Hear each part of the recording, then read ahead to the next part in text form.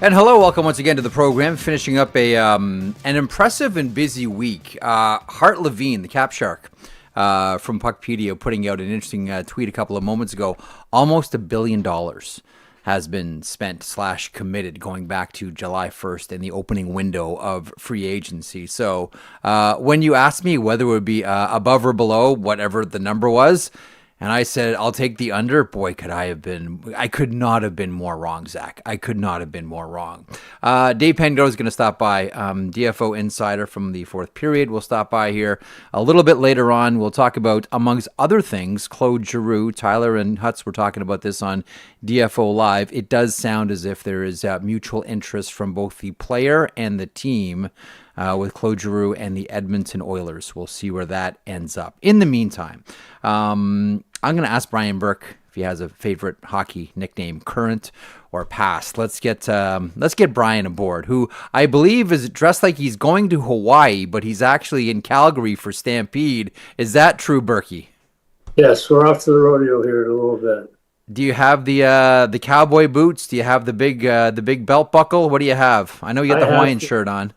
I have 2 pairs of really good cowboy boots, but my knees are being replaced. It's really hard to get them on and off, so I'm wearing Skechers.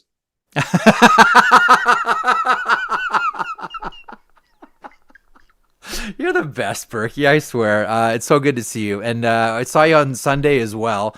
And I want to get to that, the Luke Prokop documentary that we were both attending, and you went up on stage and had some wonderful things to talk about and say about that documentary and that young man and your wardrobe too. We're going to get to that in a second. But before we get to the week that was around free agency and trades, my favorite nickname right now in the NHL is Erik Haula, whose nickname is Haula Fama. I think it was probably one of those nicknames that you give yourself. I'm going to guess that Erik Haula probably gave himself the Haula Fama nickname. But are you comfortable yet when people say, here he is, Hall of Famer Brian Burke?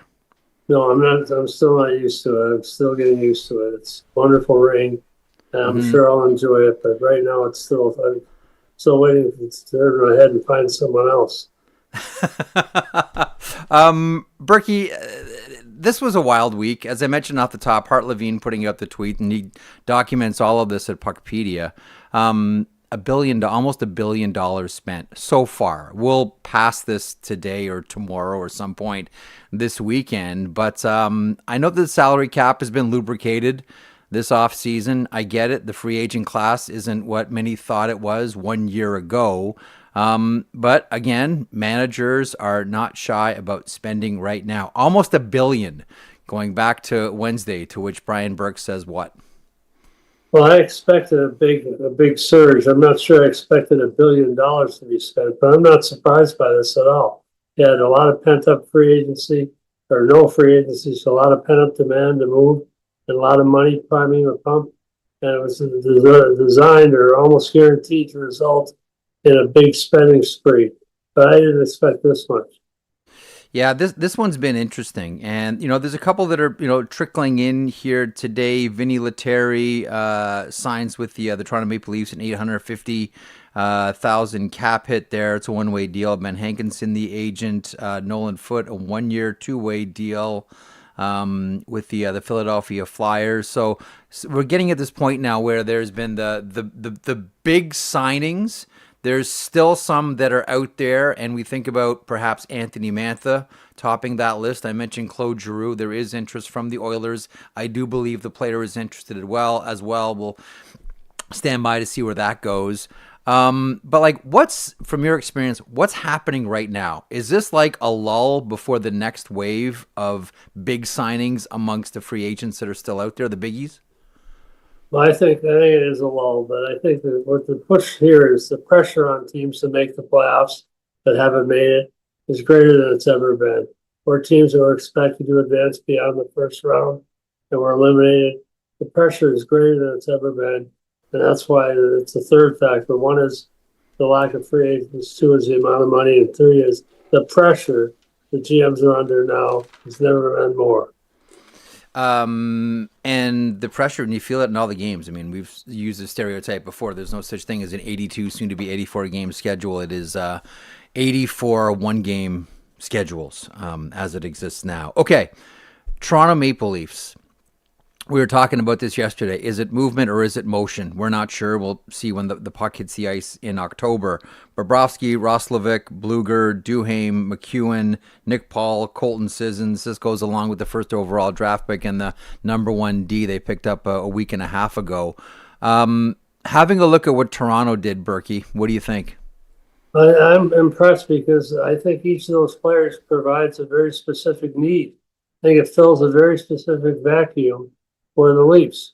So Duhaime is good at one thing, Roslovic's good at another. Add some toughness.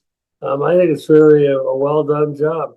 And I don't know John Checker that well, but I'm impressed with from day one when he started. I'm impressed with what he's done. It's I mean, right now you look at it and you say volume, and you look at all the players, and like I look at all these guys and I'm like, yeah, I really like these players.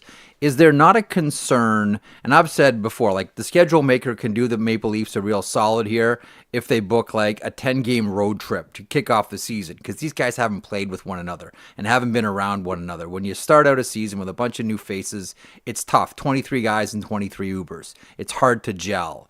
What do you do when you bring in this many players all at once, Burkie, as the Toronto Maple Leafs are poised to do here? Either get them on the road right away or set up some type of training camp event where you go away to Parksville or Huntsville or someplace close by where the players have to be on their own for a day or two alone. But these aren't kids. These are all guys with 5 or 6 years pro. They'll blend in a lot easier than a bunch of kids will. It's an interesting time. The one thing that we've been following as well, outside of following the signings and the trades, is the drama and how public things have become. Like we saw dueling statements from Don Waddell and Zach Werenski over a trade that went nowhere, with the Dallas Stars believed to be Thomas Harley going back the other way in a 1-for-1 deal. Both sides putting out statements sort of recommitting or restating their vows to one another, a second marriage of sorts. How did you read the Werenski situation that became so public so quick? Well, I think Werenski is going to be the thing that spurs some type of activity on this type of activity where players who have committed to long-term deals then demand a trade. I think the league's going to have to do something now. I felt up till now there were isolated instances, but it's clear it's concerted here, in my opinion. I think the Werenski thing is going to be the tipping point. But this, you can see, Donnie Waddell does not issue statements. He minds his own business. He's a quiet guy, very professional. You can tell he's sour, big time sour. Well, the other thing about it too is like this has been the story going back to when Doug McLean was managing the team. Like the history here is players leaving the Columbus Blue Jackets. That's why getting the late Johnny Gaudreau was such a coup for Columbus, because here's a high-end elite level player, not just in the NHL but on the international stage as well, who's saying, I want to play in Columbus. Like the story has always been who's leaving. And here's Johnny Gaudreau saying, no, I'm choosing to be here. I'm a superstar and I want to be here. Like at some point, I can feel Don Waddell's frustration. That story has to end, or else it's not going to end very well for Columbus. And it makes no sense. It's a wonderful place to live. I remember when Todd Marchand came to us in Anaheim, I said, you must be really excited to come to Newport Beach. He said, Burkie, we loved Columbus. We loved it there. They had a huge house, big yard, safe schools. It's a great place to live and a great place to play. That's why the narrative has to change there. But they've got to win some games first. Right, and they can't take a step back in whatever deal they make here, and we'll see what happens with Kirill Marchenko. We'll see what happens with Zach Werenski. I'm wondering about all of this, Burkie. I'll be honest with you. I'm wondering about all of this from a fan's perspective. Like, let's just say Werenski does make it through the summer. I'm skeptical about that, but let's say that he does. Game 1 at Nationwide, what's the reception going to be? I mean, like, it's all out there. Like, everything's out there, and there was no commitment in the statement to stay past the 2 years of his contract. I don't know that it's not already too late, and something needs to be done with Werenski in Columbus. Well, usually they use metal detectors when they come into the building. They'll be checking for ripe fruit in Columbus. Overripe tomatoes, lettuce. It'll be he'll get a very poor reception at that. My guess is Downey will Yeah. figure something out. This will Mm-hmm. be resolved before training camp. But Mm-hmm. if not, it's going to be really tough for Zack. Jamie Benn re-signs with the Dallas Stars, 1-year contract. It's a league minimum with bonuses. He gets up to 2. Captain of the team, longtime leader. I want to use this for a jump-off point for a discussion with Jason Robertson because that situation continues. I know that there were players that called Jason Robertson over the last little while to say, hey, like, we're a good team. $12 million is a lot. That's a lot of money. Like $12 million in Texas goes a lot further if you're in Ottawa or whether you're in Seattle or whether you're in, wherever other teams that were interested, St. Louis. Like it's a good salary. We're a good team. We're close to being a Stanley Cup team. What are you doing here? Does someone like Jamie Benn coming back move the needle at all for a player like Jason Robertson, or are these two things mutually exclusive? They're mutually exclusive for me because it was clear to me that Jamie Benn was always coming back at some point. Jim Noah been so public about it. As long as I'm here, he's going to be here. He's the captain. He's a great kid. So I think it was always going to happen. I don't think it moves the needle one bit. And I don't think these players respond to pressure from teammates. I think they're at a point now where they've gone to their agent and said, I'm ready to play this card. And he says, are you ready to go all the way? You ready to get the rotten fruit and all the people booing you in the phone calls? Right. And when you play back in Dallas, you're going to get booed. You ready for that? And, yeah, I'm ready for that. I'm ready for that. It seems like both sides here are stuck on 2 numbers. Like I'm always curious, like what do you do when the team is stuck on one number and the player is stuck on another? Now he does have arbitration rights. Like all of this could just go to arbitration and then they could trade him, or they could trade him now, or they could just, he can go to arbitration. They could just eat the number and go through the season with Jason Robertson and then watch him walk away. If you're Jim Nill now, Burkie, what are you doing in Dallas? Well, I don't know. I don't think they're dug in pretty good. I think he's going to go somewhere else now. I think it's a case of where they're dug in too deep. I can't see either side moving at this point. So I think he's going to go somewhere else. We shall stand by. It'll keep the summer interesting. You mentioned needing to do something about this idea about players negotiating their way out of town. Whether it's Ottawa with Brady Tkachuk, we'll see about Connor Hellebuck in Winnipeg, Dylan Larkin with the Detroit Red Wings, almost and perhaps soon to be again Zach Werenski in Columbus. This is something, and you've been there for these meetings, this is something that's collectively bargained. It's not just a matter of the NHL saying, well, that's it for no trades. Like, no trades go back to, I looked this up a while ago, no trades go back to 1923 with King Clancy. King Clancy was the first player in the National Hockey League with the Ottawa Senators having no trade. 1923 was written on the side of his contract that he cannot be moved or sold, or nothing can be done with King Clancy and this contract. It flared up with Darryl Sittler, as you'll recall, who didn't want to go to the Minnesota North Stars. He wanted to stay with Toronto. We've seen the no trade issue come up before, but now it seems as if it is more of an issue than it's ever been. But it's not as if the NHL can just wave this away. This has to be bargained, Burkie. It has to be bargained, man. It's going to be a tough negotiation because it's very important to the players. Here's the answer. The answer is don't give out full no trade, no moves. Only one player in 100 should get a clause like that, or one on every team. 1 out of 32, maybe. So those other guys are giving them out too. They're giving them out like movie passes. It's too easy to get a no trade. Put a list on. Put an 8-team no-fly zone or a 10-team no-fly zone. And don't give full no trade, no moves. Then the problem will go away. Conceptually, it all makes sense until there's one team that really, and there's 32 teams in the NHL here, and competition for players, as you well know, is fierce. And if it's the deciding factor between getting a player and not getting a player, guess what? 9 times out of 10, or in modern day case, 10 times out of 10, the team's going to say, okay, it's a modified no trade or a no trade or a no move. It's just the way it is. Then don't ask the league to save you in collective bargaining. You're going to give those away like that. Don't ask the league to bail your ass out in CBA. But they will. I this know. is, Doug McLean would tell me the stories about, managers meetings, and you were there too, where, the commissioner would go through all the salary commitments and Doug would have to stand up and justify it's an awkward moment for a general manager. And Gary would always say, now it's my job to save all of this. Yeah, well, I don't know why we keep turning to Gary Bettman and asking him to save a problem we can solve ourselves. Mm-hmm. I never gave a full no trade, no move, I don't believe. Be happily be wrong. Someone call me up and tell me I was wrong, but I'm pretty sure I didn't. Mm-hmm. I gave some wiggle room so I had some power to control what happened with the player.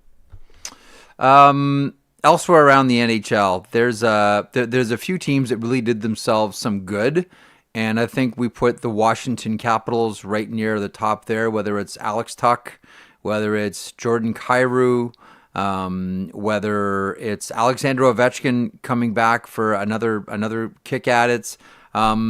The Capitals here have done an enviable job of trying to get themselves back into the playoffs here. And they already have young players that are ready to take places when we think about Ryan Leonard and we think about Cole Hudson and the two Protus boys, etc. How do you look at the Washington Capitals right now? And then as a sidebar to all of it, the return of Alex Ovechkin for at least one more season. We suspect the last. I think Ovi, that's a good thing. Anytime Ovechkin comes back, that's a good news for every team in the league, not just the Capitals. He's an iconic guy. I think it's great news that he's coming back for another year. I do suspect this will be his final year.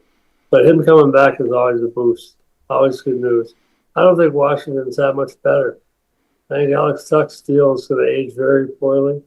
I think he's overpaid for what he does. I like him, but I like him for 5 years at $8 million, not 17 years at $500 million. What about the Jordan? I mean, Kyrou addresses something. Kyrou addresses what they tried to address last year with Nick Ehlers.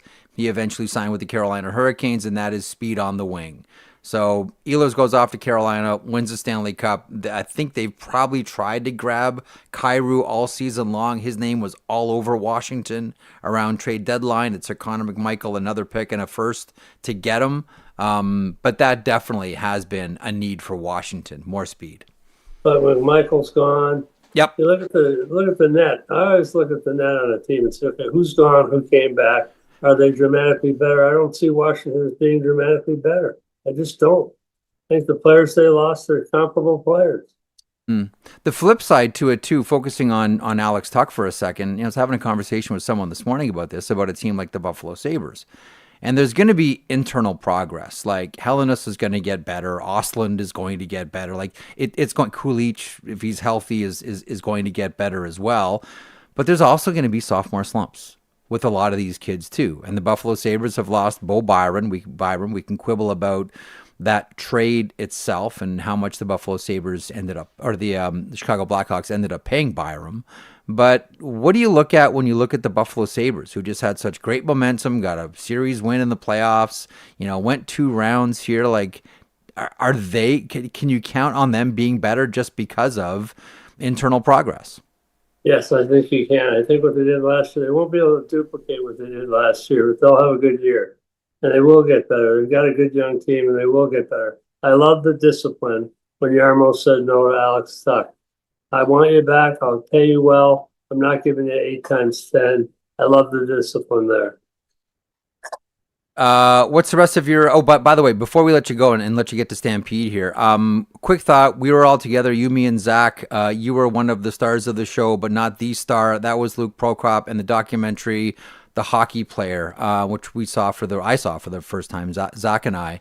The Luke Prokop story is I'll be honest with you, it's at times it is a really, really profoundly hard one to watch. I think it's an important one for hockey. And I think it's an important one for people in hockey to see as well.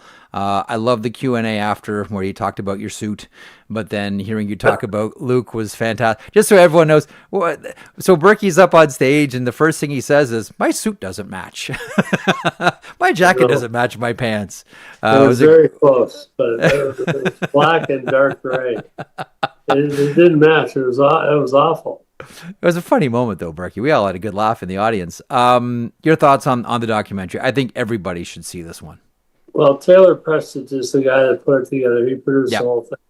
And he did a great job, I think. It's a very respectful film dealing with very tough topics. I thought Luke was wonderful. He's a great kid. I thought I'd never met Luke. I said, nice to meet you. He said, I met you. When he was drafted by the Hitmen, I was working in Calgary. We brought him in no to way. say hi. And I met him. I didn't remember him. He's like 5'10", and now he's 6'5". But I thought the whole thing was really first class. Odie and I went. I thought we were lucky to be there. It was great. They're very, very respectful about my son too, and their treatment of him. Yep. I thought it was great all the way through from the beginning to the end. And Luke Prokop is someone that is, as I've said before, really easy to cheer for. You know? He's a hero. He's a hero to me. Yeah. He's helped a lot of kids. He really has, and it's an honest look at his life, and it's an honest look at his decision to come out too. And I thought it was really great that his parents were there in the audience too, and I got a chance to talk to both of them afterwards, because that's a massive part of this story. And as a parent who's gone through that as well, Burkie, I'm sure you can certainly sympathize with that. I thought it was a terrific evening all around. I thought it was too. Thanks, Jeff. I thought it was great. It really was. Okay, Burkie, off to Stampede in your Skechers. In your Skechers. And my Hawaiian shirt. And your Hawaiian shirt and your Skechers. That Brian Burke? Nah, he never wears Skechers and a Hawaiian shirt. That can't be. That's someone who's trying to look like Burkie. You have yourself a good time, partner. We'll talk next week. See ya. There he is, Brian Burke. The things you don't expect to hear. A couple things. Dave's going to be stopping by in a couple of seconds here. I mentioned Claude Giroux off the top of the program. There are, just so we have a sort of context for anything with Claude Giroux, there are a number of teams that are interested in Claude Giroux. And Ottawa is one of them. Like the Ottawa Senators would love to have Claude Giroux back. There are other teams that are interested. I think there are other teams that have made offers. I do believe the Oilers, and I'm not the first one to mention this, like the Oilers are one of those teams. When you've played your whole career, here's the one caveat I'll throw in on all this. When you've played your whole career in the Eastern Conference, it's tough to go west for a lot of players. A lot of those reasons are travel. A lot of those reasons are family. So if there is a pull, it's probably still to the east for Claude Giroux.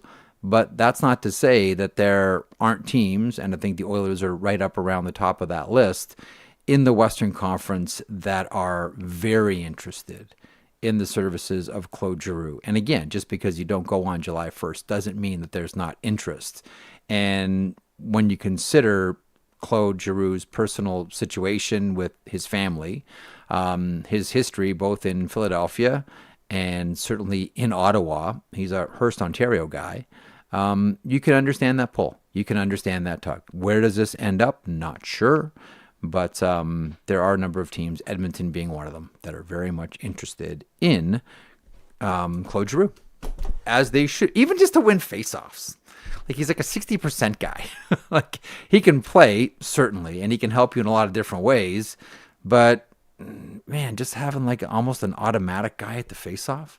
You know what I'm talking about, Zack? Like, I know you don't want to pay big bucks for a one-skill player, and Claude Giroux is not a one-skill player. But if that one skill is winning faceoffs,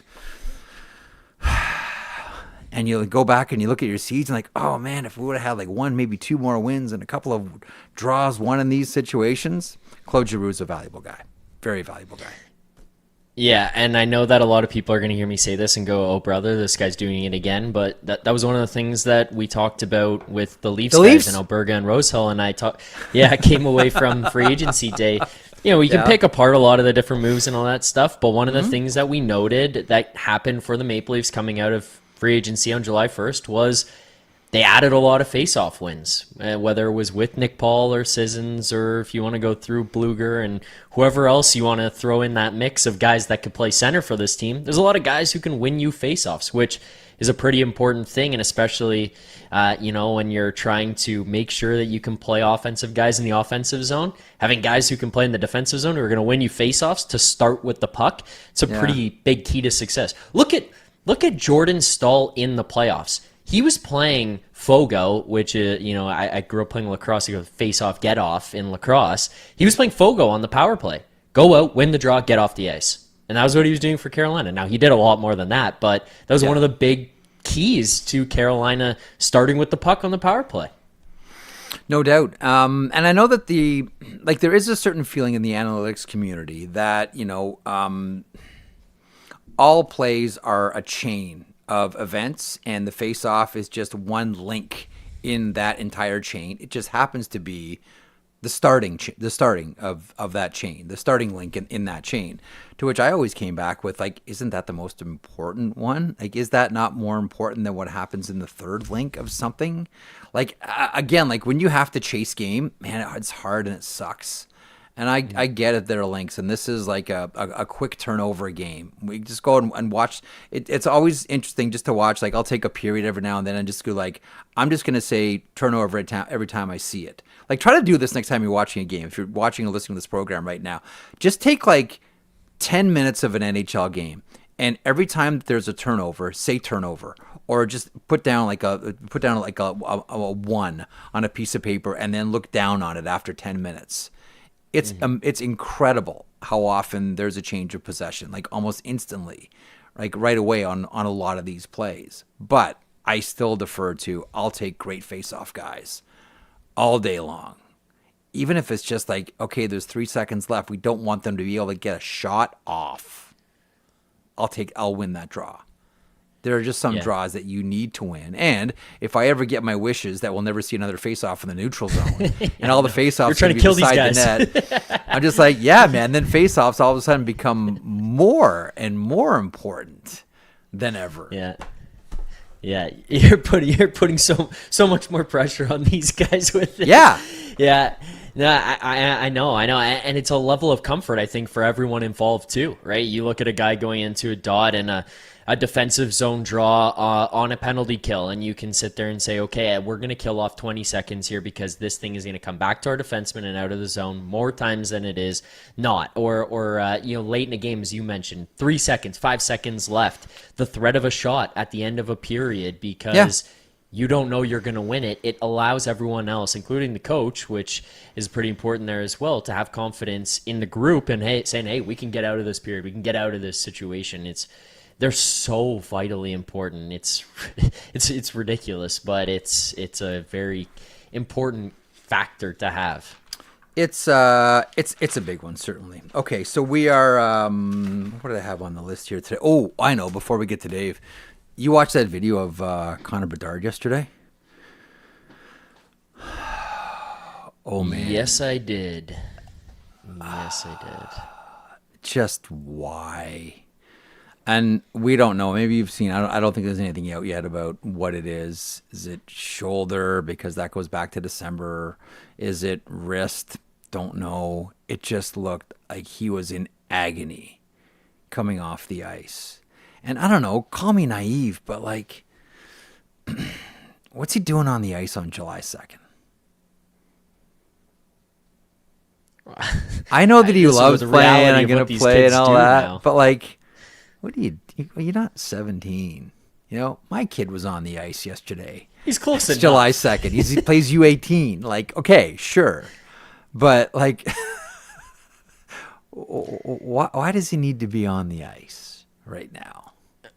Oh, that's the reality of these players these days. It's not just him and the kids that are doing this. There's a lot of guys, they take 2 weeks off and then they're right back on. Isn't that the thing we talked about with Kucherov? He goes like, cold for 2 weeks, and then next thing you know, he's back at it and holding camps down there in Tampa and whatever he's doing. I know. But it's a changing landscape, Jeff. Come on. It just sucks when you see it and you try to think to yourself, like, what are you doing? Like, again, like, we've seen players injured in the gym, too. right? Like, I mean, Yeah. a couple years ago, like Jack Quinn had a bad one. Like from the gym, and it happens every year. Oh, gym injury. It sucks. It's awful. But you have to be in the gym in the summer. Like you spend the entire year tearing your body apart. You need the summer to get your strength back for the following season. I don't know that you need to be on the ice on July 2nd. That's all I'm saying. I was just, it wasn't anything like he got run or anything. You know, though, freaky things happen when you're on the ice. Anyway, just sucks. Like I have no comment for it other than it sucks, and I just wish that Connor Bedard weren't on the ice on July 2nd. Okay, the only way, as Dave's standing by here, my last thought on this, the only way I will agree with you on this because you won't.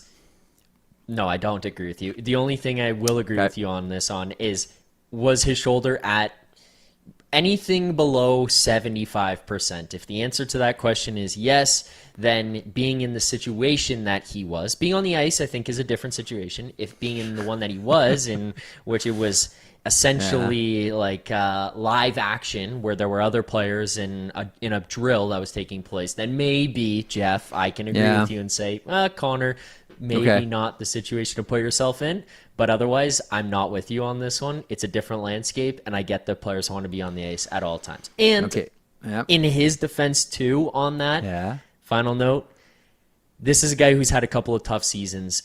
Not necessarily just personally, you know, there's been good and bad in them, but team-wise, and he's probably like, I'm going to do this. I'm going to be the best I can be coming into this next season. We're changing this whole thing. So he's that much more determined. So for that, I applaud him, actually. Okay, so you know who's going to be the tiebreaker on this as you throw it back to the old man? It's going to be Dave Pagnotta, editor-in-chief of the Fourth Period and our DFO insider who did sterling work on free agent day on July 1st. Okay, so you break the tie here.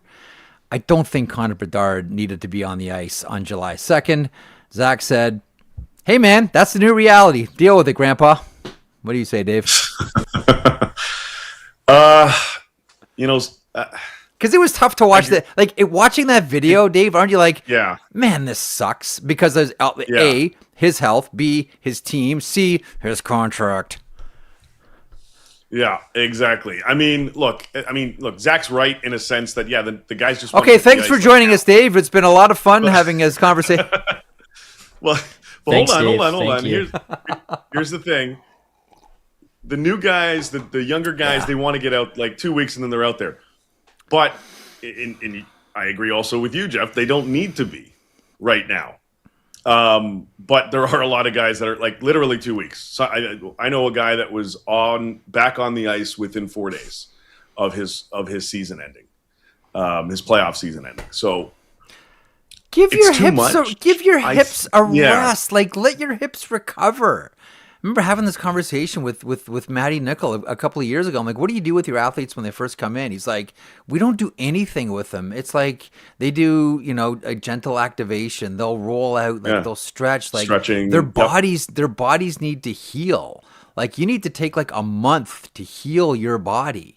It's because it's not, again, it's not just the games, it's the practices too. And it's just so much. It's like give your body a chance to heal up. I don't know. I get that there are a lot of guys that are out there right away, and maybe I just need to get used to it. But my first thought going away from that is, why is Bedard on the ice? Yeah. Look, I agree with you. See, it's weird. I agree with both of you because the new guys definitely go on the ice, but they shouldn't. They should just take that break, relax, let the body heal a little bit. And just give it a rest, because you're not going to get incrementally worse or better if you take 2, 3, 4 weeks off and start hitting the ice at the end of July or beginning of August. A lot of guys still do that, the older guys, but just a freak. What did he do? Hit a rut and then just went down. Like that's what it looked like. At least in the video that I saw. There was nothing. No one took a run at him. It wasn't like nothing collision. Happened. Just one of those accident. Freak along the boards, and he was holding his wrist, elbow, shoulder. Who knows? Yeah. I mean, for a guy looking for Kaprizov money, you're probably going to want to just kind of hold things tight until. Okay, let's use that as because I know what you're saying. I think everyone sort of gets where you're at on it. When you mention Kaprizov money, So I'll just ask you bluntly. Do you see someone going above Kaprizov this summer? Either by signing, Yes, the restricted free agent, or by offer sheet? You do, eh? yeah, yes. Well, are we including Makar? Are we talking extensions too? You know what then? Yeah, because Makar is going to go over Kaprizov too. Yeah, so we will see someone go over Kaprizov this year. And I don't think Quinn is. How about this? Sign How about for this less one? than How about this 17. one for next year? For next season, do we see someone go over Kaprizov? Because I'm of the opinion, yes. I think it's offer close, sheet. yeah. I think it's offer sheet. I think so. I think that's why the Ducks are totally frozen here.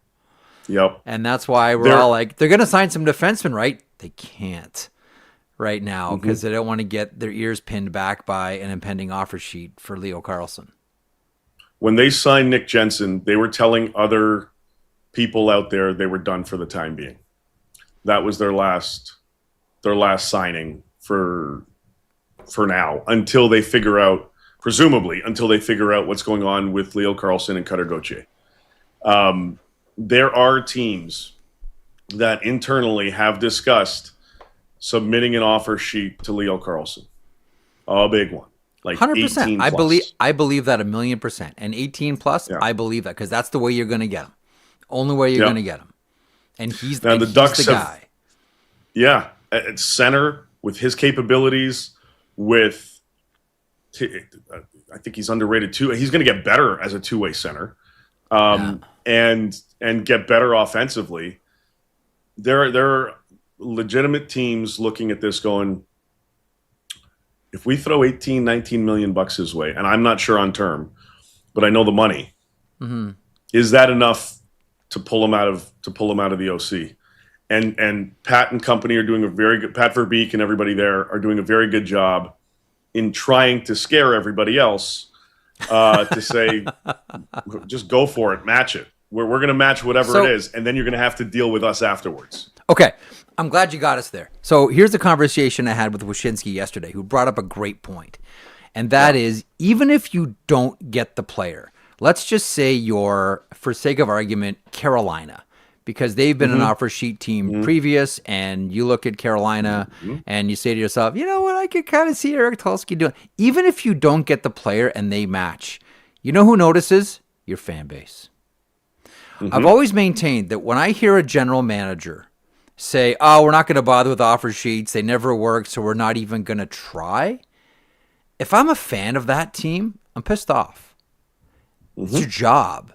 This is a device that you have. This is a legal tactic in the CBA. And you're saying, oh, it's a fool's errand. It'll never work, so I'm not even going to bother. I'm going to go fishing with Kenny. No.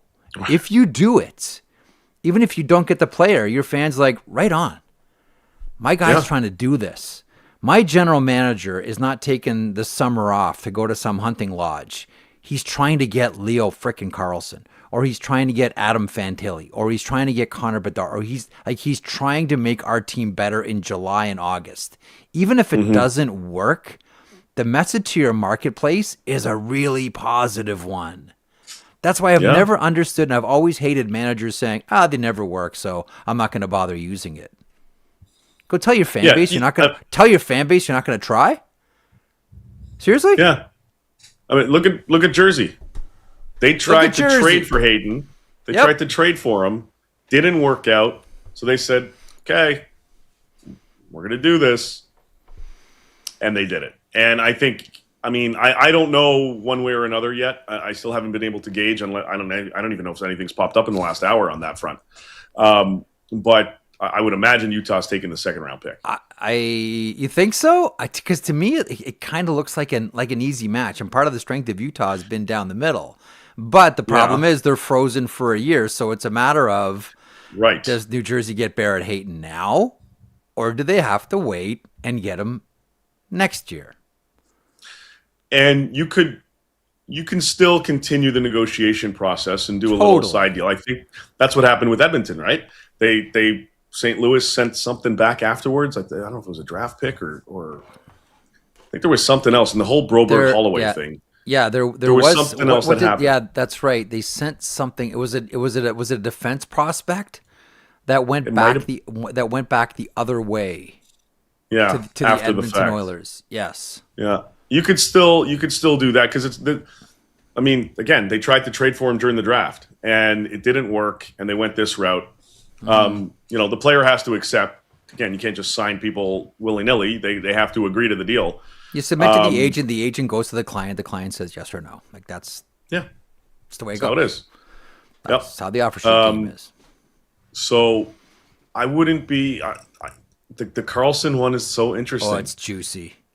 It's so obvious. We're seeing the whole thing play out right in front of us because Anaheim's frozen, and you can see it. They're not doing anything. And Anaheim has like some pretty big holes here. We talked on Wednesday about their back end, and you can see. Like, you look at San Jose, Darnell Nurse, Jacob Trouba right this way. Anaheim, we're good. We're good. And the Ducks were in on Nurse. They've poked around on Rielly. They were talking to other free agents, and they can't do anything right now. You know what they could do? What's that? They could sign Leo Carlsson and Cutter Gauthier themselves and get it over with. That could be one thing they could do. Give him $18 million if somebody else is going to give it to him. So it was Zack, who again doing his job. So Zack, and we'll get the bio on Paul Fisher here. So left shot. So Paul Fisher and a 3rd round pick in that St. Louis situation. Right. So played at Notre Dame. He is a 5th round pick, 21 years of age, and a 3rd round pick went the other way. Thanks, Zack. So a little bit of something extra to cushion the blow. It's nothing. I mean, you're going to lose a guy. And those are 2 big guys to lose that they lost. They could certainly use at least one of them. It's. I get the old school mentality, but we're in the new school. Guys are skating, so the GMs might as well too. I guess. Yeah. No, fair.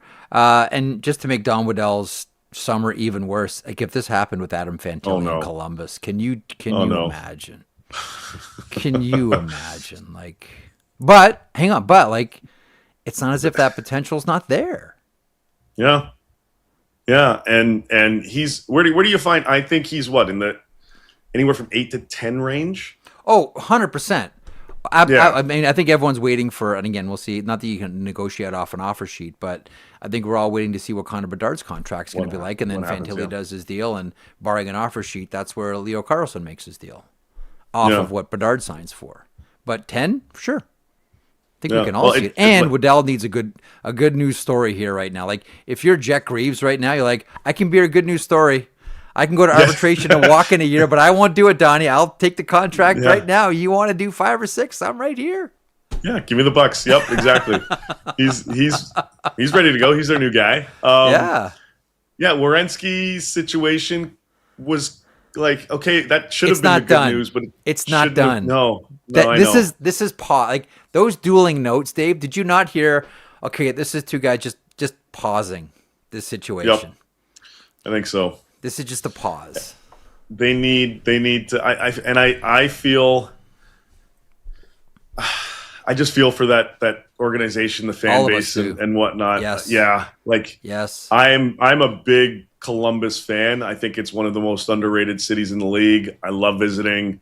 I love going there. I've got some ties to it, certainly. But to go back last year when they had the outdoor game, to see the city and everything again, like the fans there love that team.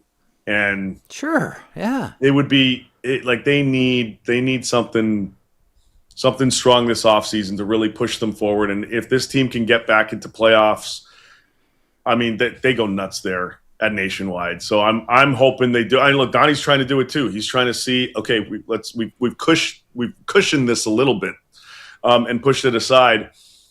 Where else can we fix this team? How else can we improve this club? And I'm curious to see what, if anything, they can pull off in terms of additions moving forward here. Aside from the Fantilli deal and everything else, what else are they going to do? Because they're still, as far as I'm aware, they've been mobilized on the phones trying to make a few things happen. And I'm not sure if they can, but they'd like to upgrade that team. Trying. And they can't take a step back, man. They can't. No. Not if you want those boys to stay. They can't. Oh God, it's so tough. Yeah. God, it's so tough. Yeah.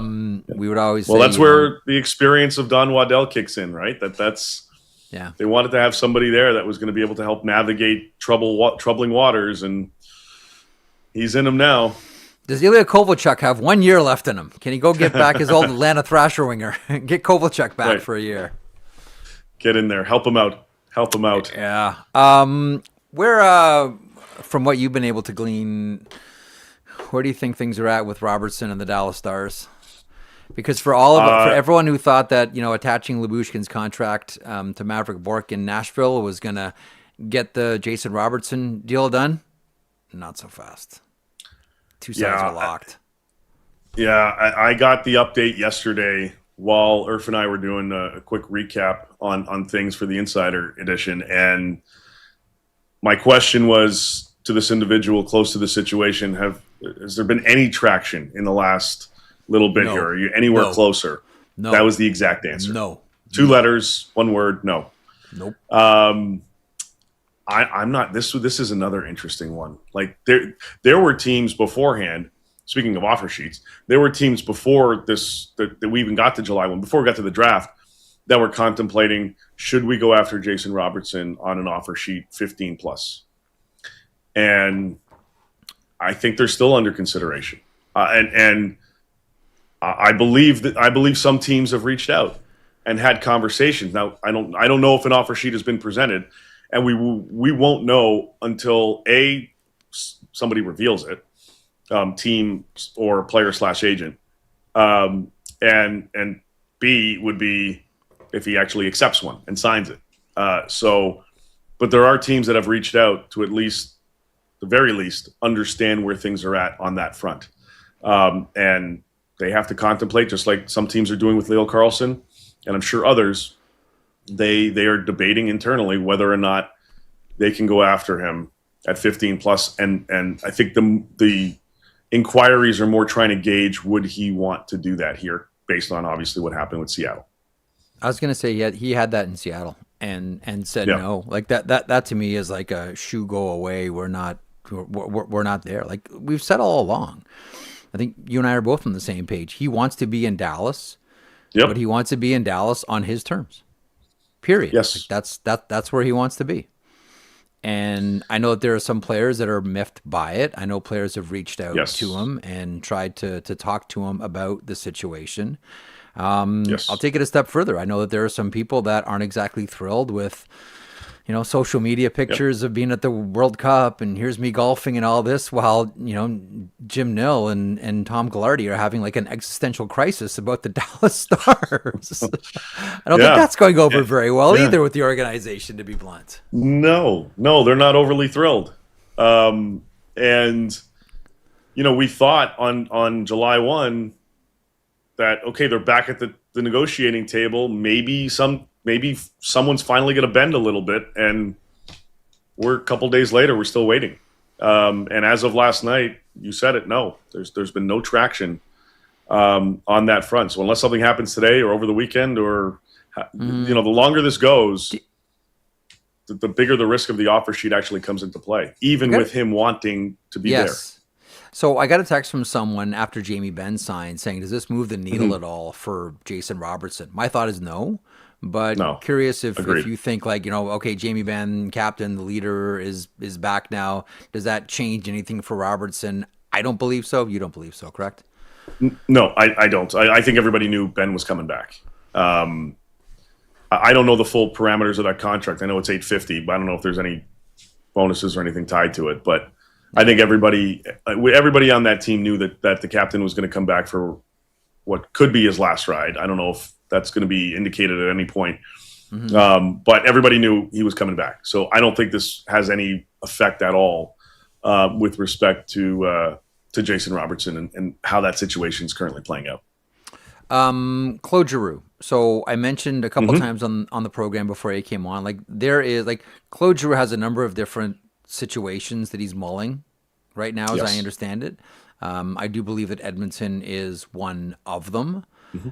He has, as we all know, strong ties east and strong ties with the Ottawa Senators.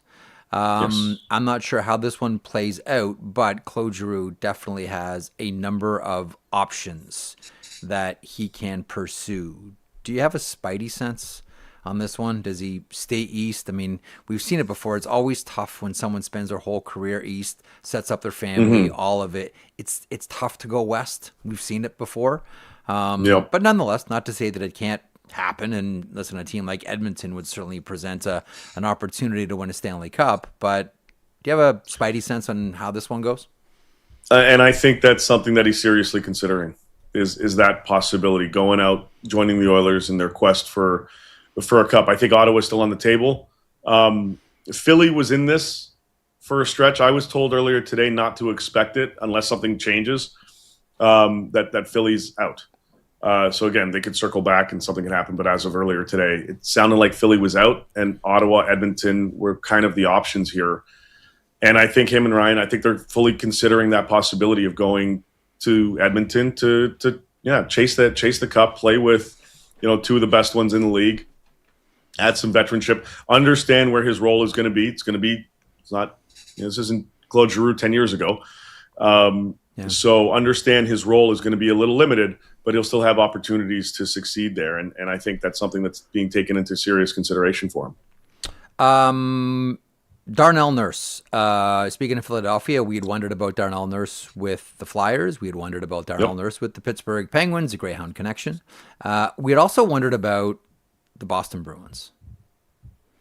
And it sounds like there was certainly interest, but there was also some kind of holdup. Now, Boston was in an interesting situation over the last week and change. Like, they were interested in Maverick Burke as well. We had heard that going back to Friday in the first round of the draft, and even before the draft started, and they went the JJ Peterka way, and the Maverick Burke discussions obviously went away. But it isn't as if Sweeney here wasn't trying to make the Boston Bruins better. What do you hear? What do you know about Boston? Yeah, Boston's been pretty active. So the Nurse thing was real. They had a trade in place with the Oilers to acquire Nurse. The player going back wouldn't waive their no trade protection. So Edmonton obviously pivoted, went San Jose's direction. But the Boston Bruins have definitely been active. And, you mentioned Peterka. That's one of the boxes that they checked. Mm-hmm. I think they're still looking for another forward, another top six guy to add to that mix. I mean, center would be ideal. But it seems like the center market's a pretty tough one at the moment. But they are looking to add a little more firepower to that roster up front. And with, noticing what other teams in that division have done, noticing where the Canadians are at, and Florida's presumably back, and, Tampa's, jiggled a little bit with the lineup, and Toronto got better in their bottom six, and obviously Bob's there now. Ottawa, they have to make their change, but Eklund's in the mix, and Ottawa's another team still looking to add another top six guy. So it's almost a race now to see if Ottawa and Boston can kind of, who's going to make the move first in terms of adding another forward, to their grouping. But Boston, without question, still seems to be pretty active. They add Borgen on the back end.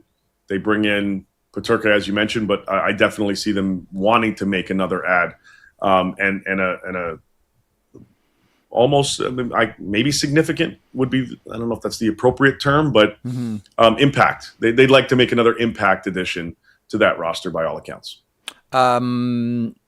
Toronto Maple Leafs, quickly here, got a couple of seconds with you. Morgan Rielly, is this thirst going to get quenched here? Like, is this going to come to like a terminal point and it's off to somewhere else, or is Morgan Rielly a Maple Leaf? I mean, look, I was told after we left the studio on Wednesday that it's a matter of when, not if, he's going to get traded. And the when is the biggest question mark because there is no timeline. I think the Leafs are prepared to start the season with him, but I mean, I think they'd like to make it happen before they get to that point. Yeah. But I was told Wednesday it's a when, not if scenario, but what's the when? Can't be defined. Could be this week, could be next week, could be next month, could be into the season. But it certainly seems like at some point, by the time his contract ends, well before his contract ends. Excuse me. He's going to be sporting another jersey at some point. Man, the Rielly thing has been out there just for so many years. For so many, I mean, I can recall. You remember all the stuff with San Jose around Carlson and how much retention is there going to be and how many first round picks and all those types of like I don't know how close that was, but man, it sure felt close for a while for Morgan Rielly. So we'll see where that one ends up. The Ducks, and again, just to reiterate on that one, like the Ducks just seem like a viable option once. They need blue liners for one. Well, yeah, there's nobody. You got your skates? Go hit the ice because they may call you. They're like this close to asking Leo Carlson if any of his buddies play defense. Yeah, I mean, there were. Here, I'll add this as well with respect to Rielly because I just remembered. Sure. I don't know if I said this earlier this week, but the Leafs were talking to a free agent defenseman, and they indicated to that individual or to his camp. We have to figure out Rielly before we can approach you officially. That player has since signed, so it just seems like that's the goal to happen. But Vinny again, they don't want. I'm just going to throw names. Vinny Desharnais. Just throw names. Yeah, sure. Why not? But it just seems like it's a when not if scenario for Rielly. Yeah. Heading into the weekend, what are you curious about? For me, it's Anthony Mantha. I mean, the Robertson thing is the Robertson thing. That's always sort of in the shadows. That's a ghost as our offer sheets. But for me, it's Anthony Mantha. Do you have a name that's got your eyebrows raised? It would be him and probably Eli Tolvanen. Tolvanen's generated some interest out there as well, but him and Mantha kind of in a similar position in terms of just waiting to see, how these few days have gone. And if teams that have pivoted to the trade market and can't figure anything out, pivot back and go after either Tolvanen or Mantha. Right. So those are definitely the two guys that I'm curious about to see what happens over these next, whether it's today, Saturday, Sunday. I think they would prefer certainly to get something done by the end of the weekend. But there are teams that are kind of poking around on that front and interesting. Figure out the trade market, circle back there. Anything on Nikishin? Well, like Carolina knows the marketplace. Like last time I checked in, it was like just figuring out the marketplace. Like Carolina knows the marketplace at this point. Yeah, and it seems like they just want to bring in somebody. So there's two things that I've heard on that front. One is still that there's still a little Hellebuck chatter. Kind of in that one with that team. And I still wonder about if Buffalo's going to be able to figure that out. But if it's not in a move in that front, are you packaging him with Jesperi Kotkaniemi to get that contract off? There's some people wondering about that. I don't think so, but there are some people curious about that. And then, of course, how can they replace that piece on that blue line? That's the other element that they're looking at is if we're moving Nikishin, are we doing it in a manner that's regardless of who else may be attached? Are we replacing him on the blue line, or are we making this move and then figuring out the decor, his spot on that roster somewhere else? They have options as far as I can tell, but I don't know if anything is close on that front with respect to him specifically. I'm just trying to sneak in as many under the wire as possible here with you. Yeah. I swear I'll release you into your weekend in a second. I had a conversation with someone this morning, and we were talking about Tampa and the Dennis Hildeby situation. And, Tampa's come out and said, like, Hildeby's going to be our backup here. So they just gone out and signed, Matt Sogard and Olivier Rodrigue, and they've got, one-way contracts everywhere here. And, again, I'm not suggesting that, like, someone's injured and that's why they're bringing in all these veteran goaltenders plus Dennis Hildeby. But, like, is something going on in Tampa? That's a lot of goalies, man, on one-way contracts. It is, yeah. Did you not kind of look at it and go like, what's going on with the goaltending in Tampa? I also wonder on that front. I get what you're saying. I'm not going to say it, but I get what you're saying. Is there a big piece out there that's something happening battling here that like shouldn't be just behind the scenes, but should be more of a conversation? Just taking precautions, perhaps. This is a lot. Like, is someone hurt? Fortifying your e-bug? E-Bugs can travel, maybe just making sure you get a good one. Are they going I 3 don't know. goalies? Like, Maybe with Hildeby, you can give him more ice time. You can give him more starts.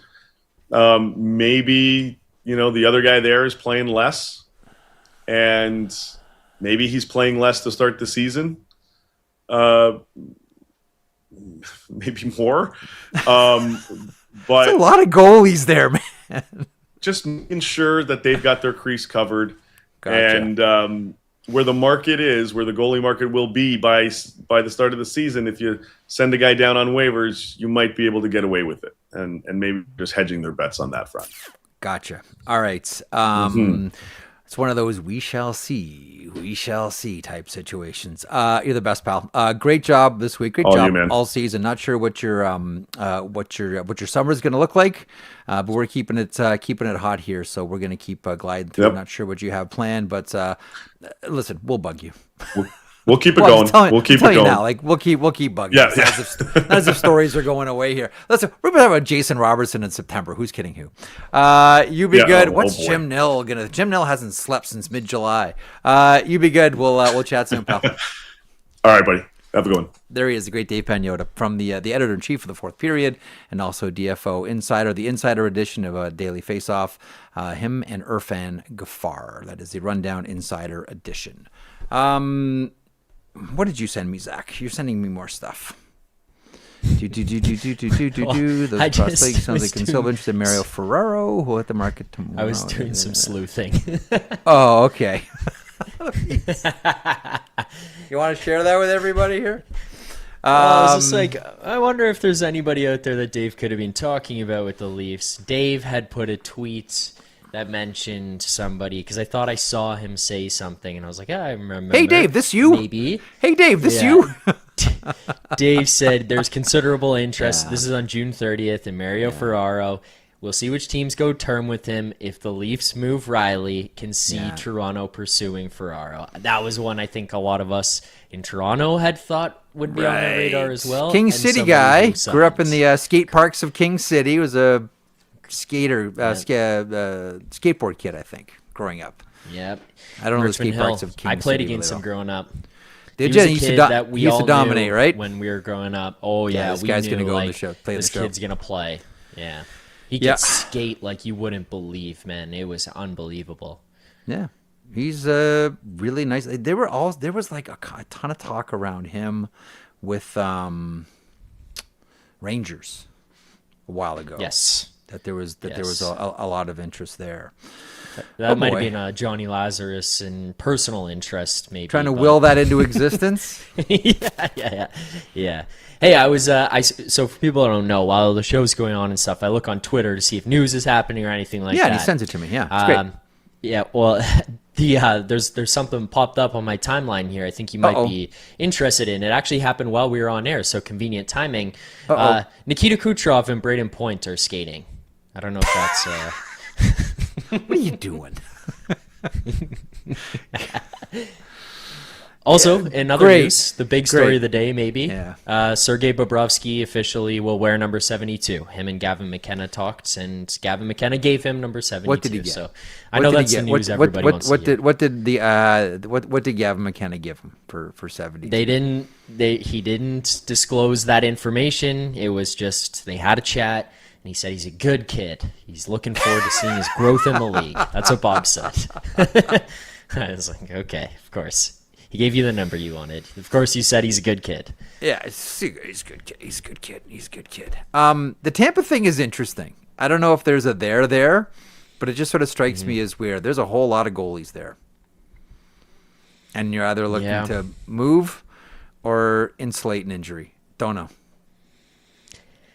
I kind of got the same impression, and more so on the second point that you made in terms of insulating injury. I don't think two part. Let me say it with this. Yeah. One, I think that getting Dennis Hildeby is an upgrade on Jonas Johansson. So I think that part of that implies they want somebody who's going to play more games to take more away from Vasi if the expectation is that Hildeby can play. that's point number one, which then makes me start connecting, string and pins on my board as I start to look around and go, what the hell's going on? As you've done the same thing. And I'm like, I wonder if there's not a move to be coming here, because they want to make sure that in case Hildeby can't play, someone else can. So I don't know. That's the same direction my head went as well. Maybe. He's a guy who's dealt with some significant injury here over the last couple of seasons. And he plays a lot of games. Like a lot of games. So I wouldn't be surprised. As we like to say, it's interesting. All right, a couple of things before I wrap up here. First, starting with a message from our friends at Airbnb. It's you and me. Hey, Zack, summer's on the horizon, and, we've spent a lot of time on the road this year, but here's my question to you. Zack, what would your ultimate summer road trip be?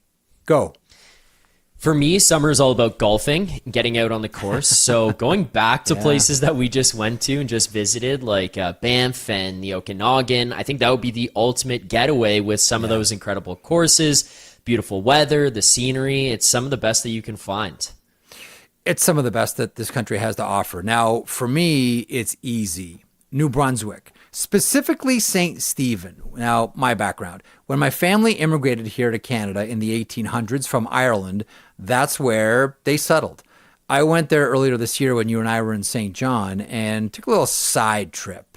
It's gorgeous there. I spent the day. I could see myself actually living there one day. Now, after New Brunswick, Montreal. So here's the deal. For me, Montreal is the one place in Canada where you wake up, you decide what kind of day you want to have, and the city allows you to do it.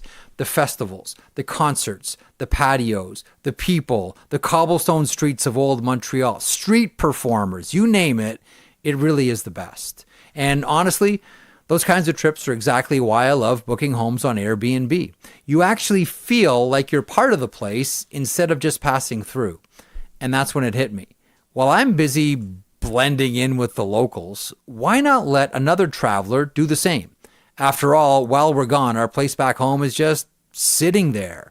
So hosting our place on Airbnb could be a way to make use of that space on our own schedule and maybe have a little extra coming in at the same time. Your home might be worth more than you think. Find out how much at airbnb.ca/host. Wrapping up another week here, and again, we will be keeping the feed hot. The summer schedule, we should probably put out sooner than later. But we're still chugging along, Zach, you and me. Still doing it. There's still hockey stuff happening. We will still be aboard for it. Anything you're looking for this weekend? Other than Canada, Morocco. Yeah, that's top of mind, honestly. Like, I'm not the biggest soccer guy. I think a lot of people that know me know that, but anything that involves my country, I can get behind. So I'm pretty excited for that. But I think I just want to see what the hell is happening with Jason Robertson. And I don't think we get a solution this weekend.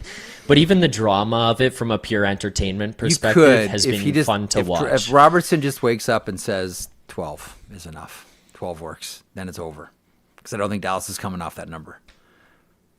Yeah, fair. And I mean, I guess it's not up to it kind of is everybody's problem, but like, how the hell is that received in the room? If he just has to walk back, tail between the legs after what he's just done here. There are some players that I know aren't exactly thrilled with how this has gone. That's what I mean. Like, I understand. Well, is Jim Nill thrilled? Nope. If he signs him, obviously it's like, okay, we understand what we've done here and what the point we had to get to. Blanking on his name, you can fill this in, but the owner of Dallas, is he thrilled? Tom Ghilardi. No. Thank you, Tom Ghilardi. Like, is Tom Ghilardi looking at this being like, I have spent so much time and money and effort to get this team to where it needs to be, and you're haggling over this, and this. Like, yes, it's great that you signed at the number and you came back and we could finally reach an agreement, but we don't forget, what has taken place. And then the teammates being like, what the hell was that all about? Like, you were almost a member of the Kraken. Like, you said no to 4 teams. What? Now you're here. It's a weird one. I feel like it. I just feel like no matter what, this is not going to have a pretty ending for them in there. I don't. Dallas should be. I don't know working how on the other team things. receives it Like, well. from the team point of view and some of the players, but they should be working on other things right now. That's where I'm at. I'm with you. To make this team better. Like, the team is They right feel there. locked. This team is right there. Again, the comparisons to the Thornton Sharks, but they're right there. Yeah. No, I'm with you. It's just right now, given the situation, it feels like a team that should have been looking at free agency or the trade market or whatever and saying, let's go find what we can to get ourselves over the top, got put in handcuffs by Jason Robertson, or at least maybe not. Maybe it's unfair to put it on him in specifically, but the situation at hand, it felt they were a little bit handcuffed by some of it. You can just say, like, we're moving him. And move him, whether he wants to sign a contract or not. Like, you want a year-long, what's a year's worth of Jason Robertson to you? They might. Yeah. They might just do that. Donnie does dishes. I'd let him get offer sheeted, is what Donnie says in the chat. Jim's calling. Somebody, please. Just offer sheet the guy. 4 first-round picks. This is 4 first-round picks. This is awesome. All right. Anything else? Can I ask you a question? Yeah, of course. One thing I was thinking about here. Sure. We're getting to a point where we're starting now the NHL. This is the first year of it, really. Player empowerment, all this stuff, trades, draft picks. Everybody's moving. They want out. They want to dictate their. Let's go. Let's go. We're not quite there on offer sheets. Do you see like we're trending, but we're not there yet. Do you see the NHL making a push to say, we'll make it a little bit easier? We're not necessarily changing the compensation, but restructuring the format. So maybe there's more tiers, and then maybe as the tiers go, it's a little bit watered down throughout the tiers. If you get what I'm saying, so it's not just like a big chunk of $2 million and $2 million and so on. I think the NHL right now is absolutely thrilled at how many people are still tuned in and glued to their product after they've handed out the Stanley Cup. Right? The draft always pops it for obvious reasons, as does July 1st, but it's not just because of these things. I think the NHL is finally now comfortable with embracing, bluntly, drama. And offer sheets are drama. That is a drama device. That's what offer sheets are. And I think the NHL is thrilled at how the conversation about their sport continues. And I think that they're probably thinking in their minds, okay, how can we have this level of interest and excitement every single year? Let's lean into that as much as we can. So to your point, if that means creating more tiers for offer sheets, 100%. But the other thing is, too, there's also now a younger cut of manager in the NHL. Who just submitted the first offer sheet of the summer? Yeah, Mr. 666. Sonny made. What an awesome wrinkle. Such a nice touch. But he's been a GM for 5 minutes. Don't forget, all of these managers, the new breed of young general manager, grew up dreaming about, because everyone is a hockey fan before they get in. Sonny Meadows is a massive New Jersey Devils fan, as we all know. Grew up thinking about offer sheets as a tactic. Why don't these old general managers use these? Oh, right, they're all buddy-buddy. They don't want to raise salaries, blah, blah, blah, blah, blah, blah, blah. They don't care about that. They really don't. And you know who else doesn't care about it? Owners. Owners are like, use it. If it's going to get the player, use it. If we're going to do it. It's always just been the general managers who are like, oh, I can't do that to so-and-so. Oh, man, how will they feel about me at the next manager? Sonny Mehta doesn't care. Eric Tulsky doesn't care. The new breed of general manager doesn't care. It's a weapon in the CBA that I can use. And listen, who used it in St. Louis? Wasn't a kid. It's Doug Armstrong. True. Again, I keep coming back to something that Wish and I talked about yesterday. Your fan base will love you even if you don't get the player. Show them that you're still at work and you're still trying. And you're still trying to make this team better. What does Tulsky always talk about? Every single interview, even after he wins the Stanley Cup and he comes and he talks to us, what does he say? I can't stop working until I have the best 23 players in the NHL on the Carolina Hurricanes. That's catnip for fans, man. That's catnip. Yeah, man, that's our guy. That's our general manager. And whether it's trades, whether it's signings, whether it's draft, or whether it's offer sheets, he's going to try to fill this team with the best 23 players he can find. And he's not going to stop. What do you think that does for a fan? Oh, you know what? Offer sheets don't work. Yeah, Kenny, I'm coming fishing this weekend. As opposed to, I'm going to offer sheet your ass. I don't care that it's July. I don't care that it's August. I'm offer sheeting your ass. I'm offer sheeting your guy. I'm going to steal your guy. It's fun. Here ends a soliloquy. It provides some entertainment. It continues to give us stuff to talk about, which I enjoy. To answer your question, I think the NHL is loving what's happening, and anything they can do to encourage what we're seeing now, next season, and subsequent seasons, the NHL is all for. Absolutely. Yeah. Like I was just thinking about it. Like, it doesn't have to be a major overhaul. I just was looking at what the draft sheet compensation was yesterday and what you have to have, and thinking, we could probably tweak this. Maybe you don't need to have. Maybe certain picks don't need to be yours. Maybe the first round picks do. Maybe the second and the thirds don't. You know, I don't know. There's way smarter people who have to look at the ramifications of these things than I.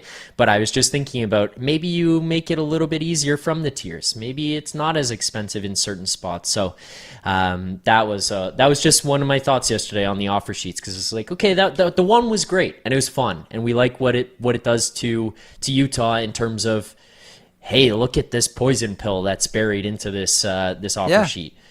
But then that's kind of it. Like, we're waiting for Leo Carlson one. It might come, but who knows?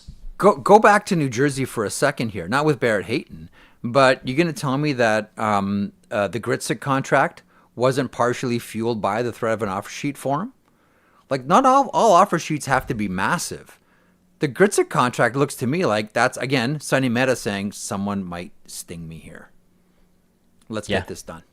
Let's get this done. I know it's not a massive one, but again, it's a tactic in the CBA. It's a device in the CBA that you can use. And obviously, Sonny Mehta is well informed and aware of this. And I have a hard time believing that Arseny Gritsik contract was not, I don't want to say the majority of it fueled by, but at least in the back of the mind of Sonny Mehta when he did it. Like, this guy could get offer sheeted here. So let's get this wrapped as soon as we can. Anywho, next week we'll talk about Barrett Hayton. Yeah, exactly. Next week, all you want to know about Barrett Hayton, his dad, I think, so here's what I know about it. So it's a Peterborough family. Barrett was a lacrosse player. Dad was a hockey player too, and I think he played lacrosse as well, I believe. I think Jeff Toohey was the main scout there with the Coyotes. Who identified Barrett Hayton, who would have had the background probably with the dad going back to Peterborough, because Jeff Toohey would have run the Peterborough Beats for about 1 million years, I'm guessing. And good lacrosse player. Peterborough, good lacrosse ground area too. Lakers, right? Peterborough Lakers, is that the team? Yep, that's correct. Yep. I know enough about lacrosse to sound dangerous. Oh, that's Peterborough Lakers, of course, a long time. Victoria Shamrocks. I can fake the funk with you, Zach. I can fake the funk. Oh, God. All right, that's it for us. Thanks for watching. Thanks for listening. Thanks for being in the chat. Everybody listening to this on your favorite podcast platform, thank you. If you're watching on our DFO YouTube, thank you as well. Again, feed stays hot. You keep coming back. We'll keep barking it out. Got it? Deal. We're back Monday for the sheet, 1 o'clock Eastern. Talk to you then. Jeff Marek along with you. Hope you enjoyed the program today. If you did, or maybe even if you didn't, they can't all be gems, folks. Please hit the subscribe button. Also a reminder, every morning, 9 a.m. Eastern, Johnny Lazarus, Colby Cohen, I call them the Impact Players. You might know them as a tandem that makes up the Morning Cup of Hockey. Also DFO Live at noon Eastern. This year, your host Tyler Yaremchuk alongside Carter Hutton. Full day's worth of programming right here on Daily Faceoff, your favorite YouTube hockey channel. And as a reminder as well, Zach Phillips, our producer here for The Sheet, said if you subscribe, he'll buy you a puppy. It's true.